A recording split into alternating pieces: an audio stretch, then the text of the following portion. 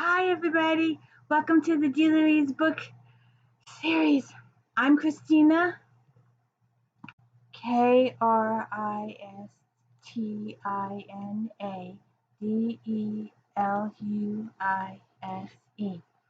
And today, I'm going to talk about The Lost Apothecary by Sarah Penner. This book was amazing. It took about 2.5 hours to read. It flowed really nicely. There was no jerky stops, no pausing for character introductions. It was awesome. Okay, so the story is told the point of view of 3 people. Nella, Eliza, and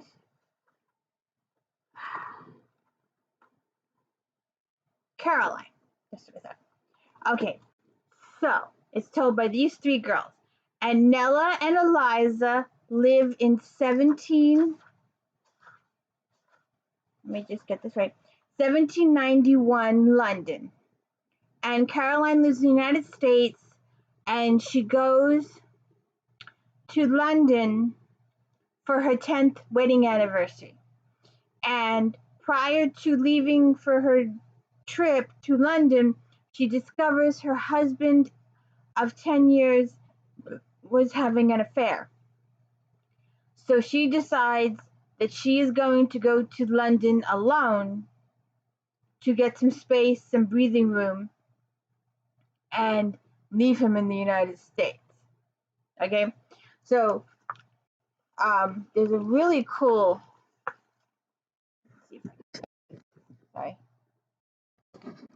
map in here of London. It's really cool. But I'll just read you the hidden in the depths of the 18th century London, a secret apothecary shop caters to an unusual kind of clientele. Women across the city whisper of a mysterious figure named Nella, who sells well-disguised poisons to use against the oppressive men in their lives. Nella's dark world is no place for her newest patron, a precocious 12-year-old girl named Eliza Fanning, but their unexpected bond sparks a string of consequences that echoes through the centuries. 200 years later, aspiring historian Carolyn Parswell discovers an aged apothecary vial in the River Thames, as she is newly grappling with the searing betrayal of her husband's infidelity. A curious research project is exactly the distraction Carolyn needs, but when she discovers a link between the vial and London's long unsolved apothecary murders, Caroline's upended present soon collides with an explosive history binding her fate to Nella's and Eliza's in a stunning twist that transcends the barrier of time. This is so awesome. Sorry. So, all right. It flows. All right. So Nella is the apothecary, and she's probably got really, really bad arthritis, rheumatism. I think she's in her 40s or something. But I guess exposure to all the different poisons and all the different things she's had to do over the years has soaked into her bloodstream or whatever, and she's really ill. And she receives this note. She has an apothecary shop, but it has a fake front. She has a fake row of bookcases that hide her shop from the public. So when the public come in, they see grains of beryl, and the idea is you leave your request for the poison under the grain. So if anybody comes in, no one sees nothing.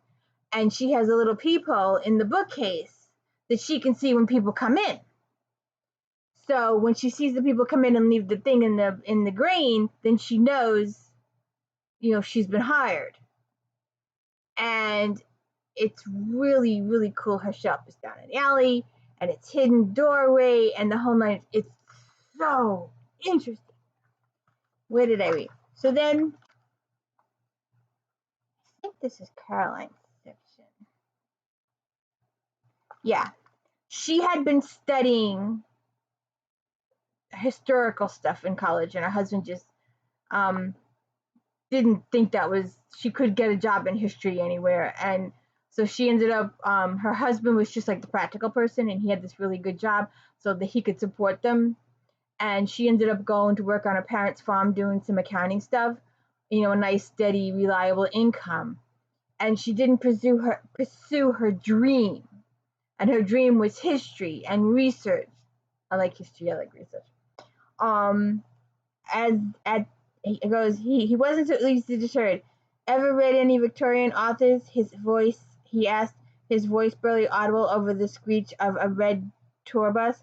At this, I stopped in my tracks. A decade ago in college, I'd graduated with a degree in British history. I'd passed my coursework with decent grades, but I'd always been most interested in what lay outside the textbooks. Me too. You can read the books, but to go to the church, to go to the cemetery, to go to Colonial Williamsburg, to go to Yorktown, to go to Gettysburg and see it. To go to the World Trade, well, in the past, World Trade Center, the Statue of Liberty, the St. Louis Arch, right? Or is it Minnesota? Sorry. Or just to go to these places, to see the history in person. It's so much different than reading it. It really is. I have spent thousands and thousands of hours in courthouses. It's so much fun. All right, I know to some of you out there, it's not. But I have spent, I spent 15 years. I compiled and transcribed 28 books that will never, ever give me any money. They are sitting on library shelves. I could show you pictures. I transcribed 100 years of marriage records from the actual raw data in the courthouse. 100 years of wills from the courthouse. I indexed 50 years of a newspaper that no longer exists for marriages, obituaries, stuff like that. And I did court records through the Revolutionary War. It was really interesting. And I compiled these books, and they are sitting on some library shelves because they were the only ones interested. And now that Ancestry and Family Search has come along, who needs the books?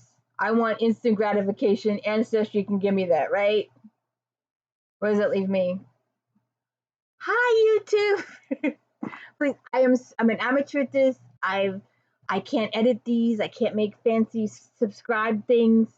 So you just have to deal with me. And please like and subscribe to the channel. It's really massively important. But where was I? Oh, at this, I stopped in my tracks a decade ago in college. I'd graduated with a degree in British history. I'd passed my coursework with decent grades, but I'd always been most interested in what lay outside the textbooks. The dry, formulaic chapters simply did not interest me as much as the musty, antiquated albums stored in the archives of old buildings or the digitized images of faded, inferior playbills, census records, passenger manifests I found online. I could lose myself for hours in these seemingly meaningless documents while my classmates met at coffee shops to study. I couldn't attribute my unconventional interest to anything specific.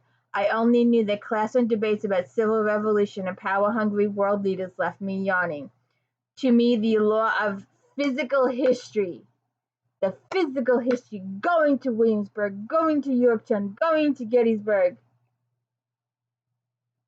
is so much better than books. But this book is so good. And what starts the whole thing, so Carolyn had left her husband at home. She found him cheating. She hops on the plane, and she's in London. She's by herself. She needs a few days to think, and she bumps into this guy on the street, and he invites her, come mud lark. The water in the Thames is going out, and it leaves all the mud, and you're allowed to pick off the surface. You're not allowed to dig, but you can pick off the surface. And in the surface, She finds the apothecary bottle with the bear on it. And the guy says, go to the library, ask Gaynor. And one thing leads to another. She does some solo researching. She finds the actual apothecary shop. It still exists. It's untouched. It's in a corner that no one's ever bothered with before. She finds the door. She goes in. She finds the grade. The grade is still there. After 200 years, it's still there. How awesome. Would you not want to be a genealogist or an archaeologist and find this? Would you not? Could you not? Could you imagine? Let's say Thomas Jefferson's home was entombed completely, bubble wrapped, and you were the first person to go into this house after 200 years, that everything was exactly as it was left 200 years ago. Not being reproduced, not being preserved, all in the exact condition, cobwebs, spiders, all of it, right there, all the documents, all the books. Jefferson had a huge library of books. Just time stood still. And it was all the bottles were still there. Her register was still on the counter. She could read the register, original register. You know, I've seen books. I've got pictures of books. I should have thought of that. I've got pictures of books. I have physically touched books from 1700s. Really, really touched these big, huge courthouse books. 11 by 17 books. Huge! That no one has touched in decades. You know how awesome that is? You don't know how awesome that is. All right, there are some people that are like, but these books are so old, and the information in it is so priceless. You know what's in a court order book? There's military records, there's marriage records, death records, there's business partner records, there's war records, there's who was in the military, what rank did they have. There's so much information in those books. But people never look. Well, land records or real estate records from 200 years ago. I bequeathed to my son, or did my son's going to get my land, or there's more out there than wills, people. There is more out there. But to find this apothecary shop still in its exact condition as the way Nell left it 200 years ago is freaking awesome. And to find out that things weren't, Nell never knew what happened to Eliza, which is the other person. She assumed that, and I don't want to spoil it for you, that Eliza had done A for her, and you will find out what that is, because but at the very end, Caroline discovers the truth of what happened. And it's just amazing. If you are a genealogist, if you are a researcher, if you are a history buff, this book is freaking awesome. It is so cool. Cambridge could have fallen off the map for all I cared. Cambridge and advanced degrees and every novel ever written by Charles Dickens. For the moment I wrapped my arms around James' neck, she was in love and she just went that way. But she gave up everything for this guy, and now that she realizes it might have been a mistake to put her dreams aside for normal. Not, she gave up her whole, she could have kept a little bit of it, but she didn't. But in Nella's case, she's in 3 Back Alley was a reputable woman's apothecary shop belonging to my mother. It consisted of a single room, all light, with the flame of countless candles and often teeming with customers and their babies. The little shop gave a sense of warmth and safety. In those days, it seemed everyone in London knew of the shop for women's maladies, and the heavy oak door in the front of the shop rarely stayed shut for long. And then, of course, this guy came and did Nella wrong. And 20 years later, Eliza comes into her life and changes it. And there's a mystery there. It all happened because, but the fact that the lady's maid was intelligent enough to make the wax of the bottle. But it's just, I can't tell you how awesome this book is. It was an easy read. It was a smooth read. It was a quick read. It was an enjoyable and thoroughly, absolutely enjoyable read. You saw the paper, Nella interrupted, her voice so thick that I wondered if she hadn't taken a heavy dose of laudanum. The maid gave them the wax rubbing. I know all about it. I stared back at her, stunned. She already knew of it. Why had she not left yet? It's just so awesome. The 12th of February, it didn't make sense. The apothecary jumped from the bridge on the 11th of February, and the article said the river was littered with ice. Even if someone survived the fall, it seemed unlikely that they would have lasted more than a minute or two in the frigid water. To find out what really happened, to find out what happens with Nell, what really happens with Nell, what really happens with Eliza, what really happens with Caroline, and how she decides to pursue her future, whether she decides to pursue it with or without James, and how James pulled a fast one on her, too. Unknowingly, it was playing into the course of things. But you have got to check this book out. It is so awesome. And please definitely like and subscribe to the channel. Like I said, I am not fancy. I can't do all this technical stuff. I can't merge videos or edit videos or anything. I just don't do that. That's just me. So I hope you accept me as me and like my channel, please. And I hope you go to your bookstore or your library and check this book out because it is really, really good. I thoroughly enjoyed it. The history, the research, the genealogy, the archaeology, the finding of the lost room. God, that is so freaking awesome. Don't you think? To go there, you hear all these stories and they do all these videos online and stuff about they take cameras into abandoned houses, people had to leave the house, or somebody died and the house was left out in the French or German countryside and everything is still there. You see those videos online? This is just right up that alley and it's just so awesome.